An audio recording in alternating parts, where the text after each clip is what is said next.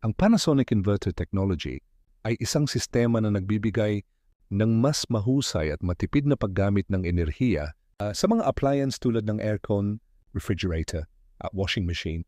Narito ang simpleng paliwanag. Traditional na motor, ang mga karaniwang motor sa mga appliance, ay umiikot sa parehong bilis, kaya't patuloy na nagagamit ang enerhiya kahit hindi na kailangan. Halimbawa, sa aircon, patuloy na umiikot ang motor kahit na naabot na ang nais na temperatura. Inverter technology. Ang Panasonic Inverter Technology ay gumagamit ng isang motor na nag-aayos ng bilis ng pag-ikot. Nito batay sa pangangailangan.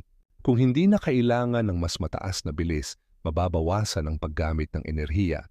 Sa halimbawa ng aircon, kapag naabot na ang nais na temperatura, ang motor ay magbabawas ng bilis, kaya't mas matipid ang paggamit ng kuryente. Sa madaling salita, ang Panasonic Inverter Technology